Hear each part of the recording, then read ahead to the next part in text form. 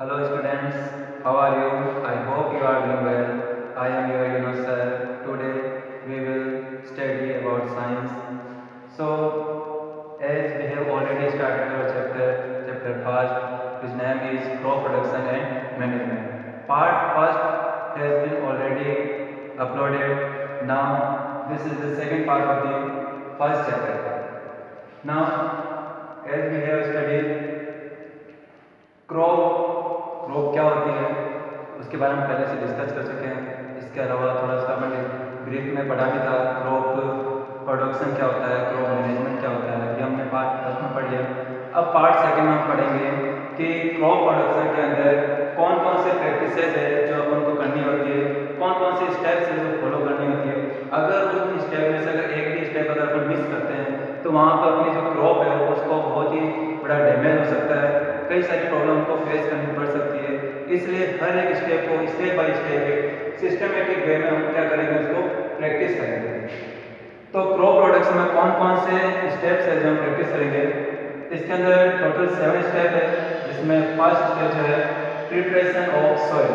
Preparation of soil यानी कि जो भी लैंड होगी उस लैंड में जो सॉइल है पहले अपन उसको प्रिपेयर करना पड़ेगा कि जो सॉइल है वो कैसे सॉफ्ट होनी चाहिए, लूज होनी चाहिए। तो लूज करने के लिए उसमें क्या क्या हमको करना है वो हम पढ़ेंगे, आगे डिटेल में पढ़ेंगे। इसके बाद जो सेकेंड स्टेप है, सेकेंड स्टेप हम फॉलो करेंगे सॉइल। सॉइल में putting the seed inside soil, यानी कि सॉइल है, सॉइल में सीड को पुट करना वो होती है सॉइल। इसमें भी देखेंगे कि कितनी डेप्थ पे आपको उसको सॉइल को सीड को वहाँ पे सॉइल करनी होती है, किन किन बातों का ध्यान रखना होता है वो हम पढ़ेंगे। सॉइल क्या है। जो थर्ड पॉइंट है वो है adding manures and fertiliser. Manures and fertiliser दोनों में डिफरेंसेस होते हैं, काफ़ी डिफरेंस होते हैं, कुछ इसमें ये नेचुरल होता है, मैनमेड होता है, इसके बारे में हम आगे स्टडी करेंगे। फोर्थ पॉइंट है इरिगेशन। इरिगेशन इसमें the supplying of water for the crop is called irrigation, यानी कि जो भी अपनी क्रॉप होगी उस क्रॉप को वाटर सप्लाई करने की जो प्रोसेस होती है उसको हम क्या कहेंगे, इरिगेशन। यानी कि इरिगेशन में कोई भी प्लांट होगा उस प्लांट को वाटर सप्लाई करने की जो प्रोसेस होगी, कैसे कैसे वाटर सप्लाई कर सकते हैं, कौन कौन से स्टेप्स होते हैं, हाउ मेनी टाइप्स होते हैं, वो सारा पढ़ेंगे इरिगेशन के अंदर। फिफ्थ स्टेप है प्रोटेक्टिंग फ्रॉम वीड्स। अब वीड्स क्या होते हैं ऐसे तो डिटेल में पढ़ेंगे, फिर भी आप समझ लो।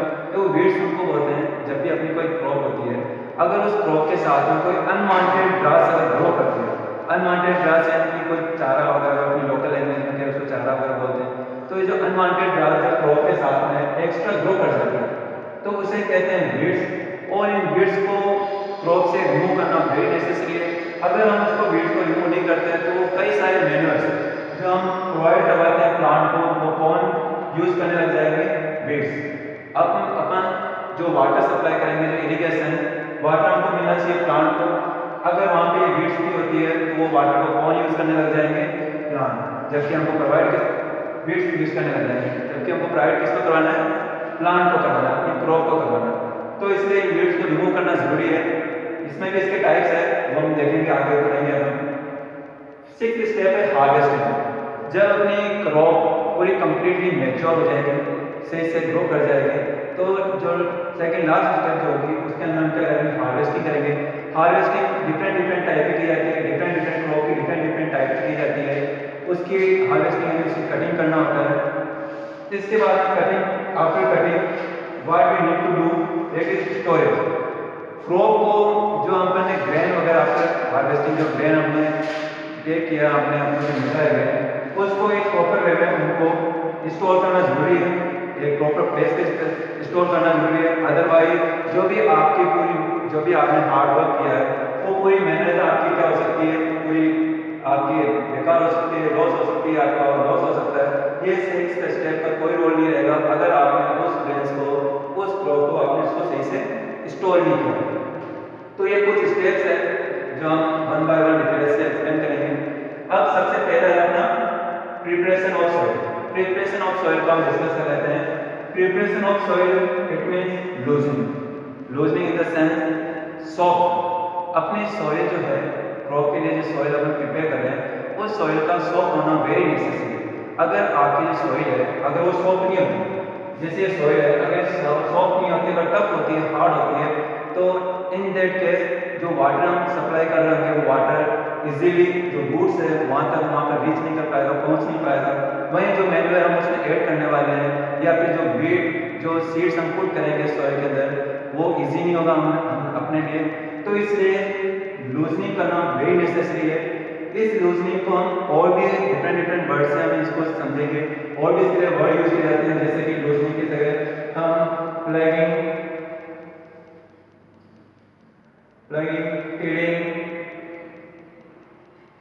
टिलिंग, थर्ड, टर्निंग, ये कुछ नेम है, some names which are related to plugging, loosening.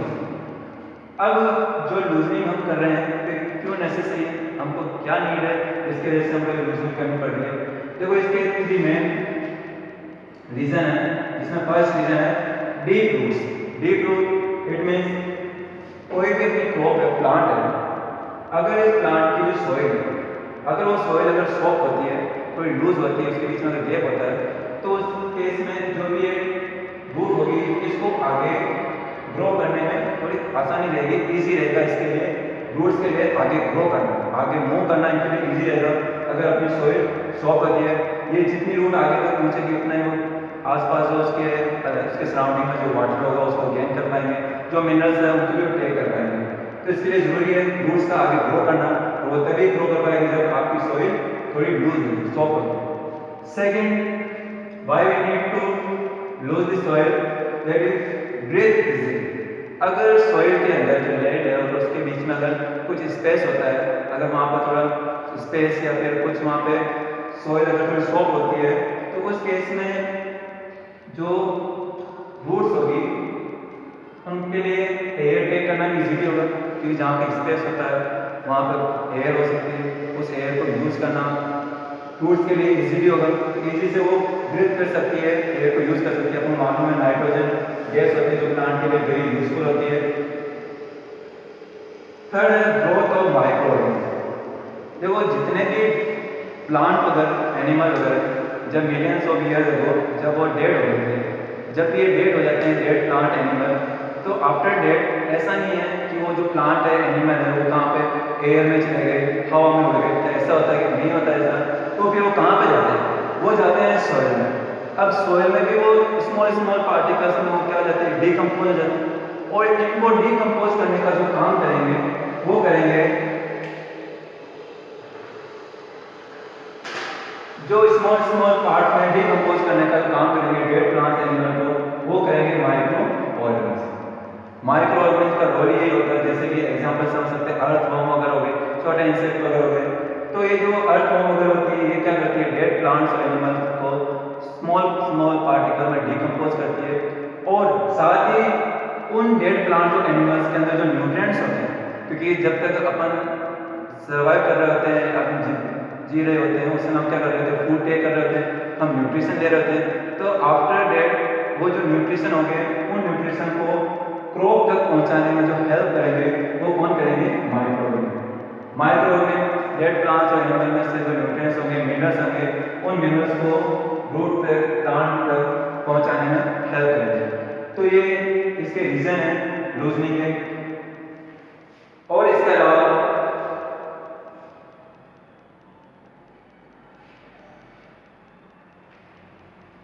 अब जो लूजनिंग प्रोसेस है, ये लूजनिंग हम कैसे कैसे कर सकते हैं। पहले एक चीज आपको याद रखनी है, always you must keep in mind that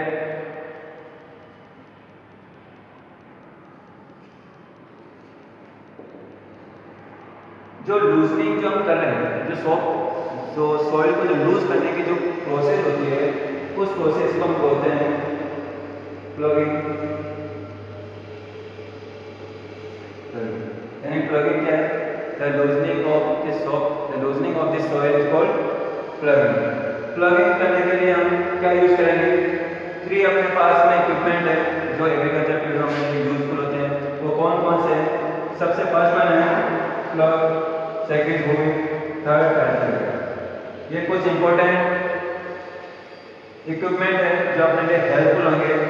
in which plug is first. अब प्लग क्या होता है, देखो अगर आपने मूवीज वगैरह के अंदर या फिर पहले के टाइम में अगर आपने देखा हो, जो वुल्स वगैरह होते हैं, बेयर वगैरह वुल्स वगैरह होते हैं, वो क्या करते हैं, फार्मर वगैरह होता है, वुल्स होते हैं, उसके पीछे एक ऐसे इस टाइप इस एरिया में क्या होता है, एक प्लग होता है। इससे क्या कर रहे होते हैं, वो सॉइल को क्या कर रहे होते हैं, लूज कर रहे होते हैं। वहाँ पे क्या होता है, एक वन फार्मर होता है जो उसको कर रहा होता है। अब ये जो प्लग होता है, ये किसका बना होता है, ये हो सकता है कि वुड से बना हो, made from would. It also can be made from iron, iron से भी बना हो सकता है।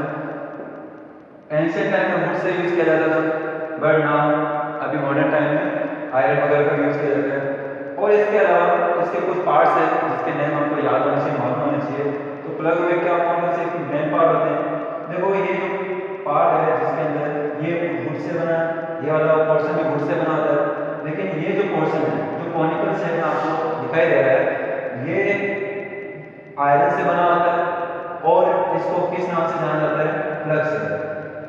अब प्लग से को इसको आयरन से क्यों बनाया जा रहा है, क्योंकि जब हम प्लगिंग कर रहे होते हैं, जब लूजनिंग कर रहे होते हैं, तो उस समय क्या हो सकता है लैंड के अंदर कि वहाँ पे स्टोन वगैरह आ सकते हैं। अगर वहाँ पे स्टोन आते हैं, अगर लार्ज साइज के स्टोन आते हैं, तो इन दैट सिचुएशन और plug cell can be break, अपना जो प्लग सेल है वो टूट सकता है, ब्रेक हो सकता है। अगर वो वुड से बना होगा तो ब्रेक ना हो, अपन को लॉस ना हो, इसलिए अपन क्या करते हैं, उसको आयरन से बनाते हैं। और इसके अलावा ये जो आपको लॉन्ग लेंथ वाली आपको दिख रही है, इसको बोलते हैं प्लग शाफ्ट, ये प्लग शाफ्ट। अब प्लग शाफ्ट का ये वाला एंड होता है, इस एंड को जो वुल्स होते हैं, वुल्स पे जो बीम लगा होता है, उस बीम से एंड को दोनों को कनेक्ट करके लूजनिंग की जाती है, टर्निंग की जाती है टेलिंग। अब इसके बाद में प्लग करने के क्या क्या अपने बेनिफिट है, इससे क्या क्या आपको हेल्प मिल सकती है। टू मेन बेनिफिट है, एक तो बताइए दिया आपको कि इससे हम क्या कर सकते हैं, प्लगिंग कर सकते हैं, सॉइल को सॉफ्ट कर सकते हैं। और जो इसका सेकंड एडवांटेज क्या है, एडिंग मैन्योर और फर्टिलाइजर,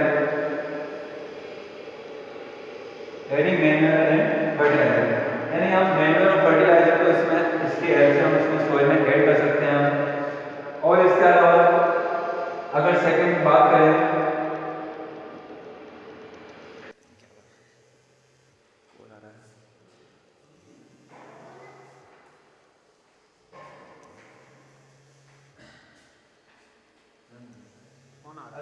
सेकंड अगर बात करें अपना,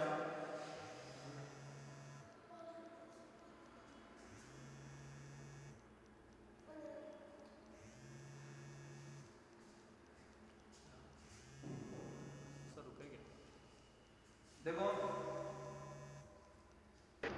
अब हम अगर बात करें कि समटाइम्स क्या होता है कि जब भी प्लगिंग की जाती होती है, सॉइल को लूज किया जाता है, उस समय क्या होता है, जो फील्ड होता है उस फील्ड के अंदर जब लूजनिंग की जा रही होती है, तो वहाँ पे क्या होते हैं कि जो बड़े बड़े लार्ज साइज के जो सॉइल होते हैं, लैंड के होते हैं, उनके क्या बन जाते हैं, वहाँ पे क्लम्स बन जाते हैं, जिनको बोला जाता है क्रम्स। यानी कि जो लार्ज साइज के कुछ बड़े बड़े से वहाँ पे सॉइल के बन जाते हैं, वहाँ पे पार्ट बन जाते हैं। तो उन जो क्रम्स होते हैं उनको भी ब्रेक करना जरूरी होता है, ताकि उसको ब्रेक करके हम क्या कर सकें, जो आपकी सॉइल है उसको क्या कर सकें, लेवल कर सकें। और सॉइल को लेवल करने की प्रोसेस होती है, उसको लेवलिंग कहते हैं। लेवलिंग करना जरूरी होता है। अगर हम अपनी जो लैंड है वो एक लेवल में नहीं होगी, तो उस केस में अगर आप इरिगेशन करते हो तो जो वाटर आपको सप्लाई करना है पूरी लैंड को इजीली सब जगह तक नहीं पहुंच पाएगा, तो इसलिए लेवलिंग करना जरूरी होता है। और इसके अलावा अगर बात करें सेकंड की बात करें, सेकंड इक्विपमेंट है कोई, इससे क्या हम कर सकते हैं अपन, इसके भी कौन कौन से एडवांटेज है, एक तो वही हम प्लगिंग कर सकते हैं इससे। सेकंड इसका जो मेन यूज है वो क्या है कि रिमूव वीड्स,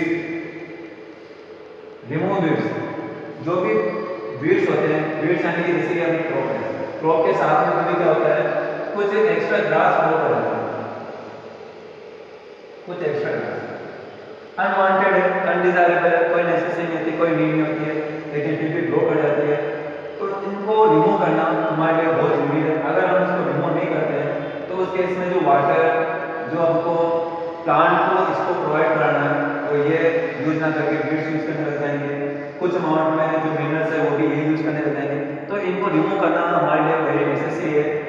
इनको रिमूव करने के लिए हम क्या यूज़ कर सकते हैं, एक यूज़ कर सकते हैं जिसकी हेल्प से हम वीड्स को रिमूव कर देंगे। अब जो थर्ड है वेरी इंपॉर्टेंट है। देखो अगर कोई वन फार्मर अगर कहीं पे लैंड का जो कर रहा है, सॉइल को अगर सॉफ्ट कर रहा है, यूज़ कर रहा है, तो अगर उसका फील्ड अगर स्मॉल है, अगर फील्ड स्मॉल है तो कर लेगा वो। लेकिन अगर उसका फील्ड बहुत लार्ज है, फील्ड बहुत लार्ज होता है, तो उस वन फार्मर के लिए बहुत डिफिकल्ट हो जाता है कि उस पूरे लैंड को उसको प्लगिंग करना, उसको टिलिंग करना उसके लिए बहुत डिफिकल्ट हो जाता है। तो उस केस में क्या करते हैं, हम टेक्नोलॉजी यूज़ करते हैं, न्यू एडवांस टेक्नोलॉजी यूज़ करते हैं जो आजकल यूज़ की जा रही है। जो भी हमारे ट्रैक्टर वगैरह होते हैं, उन ट्रैक्टर के पीछे इस टाइप के कुछ कल्टीवेटर्स यूज़ किए जाते हैं। ये कल्टीवेटर इतने यूज़फुल होते हैं हमारे लिए कि ये शॉर्ट टाइम में, कम समय में क्या कर लेते हैं, पूरे लैंड पे उसको लूज कर देते हैं, टाइम कम लेते हैं, एफर्ट भी कम लगता है। जबकि वन फार्मर में उसको काफ़ी टाइम कंज्यूम हो जाता है। तो उनको टाइम को सेव करने के लिए, अपने जो कॉस्ट है उसको डिक्रीज करने के लिए हम क्या यूज़ करते हैं, कल्टीवेटर यूज़ करते हैं। और कल्टीवेटर की हेल्प से हम सिर्फ लूज ही नहीं, उसके अलावा हम सॉइंग भी कर सकते हैं।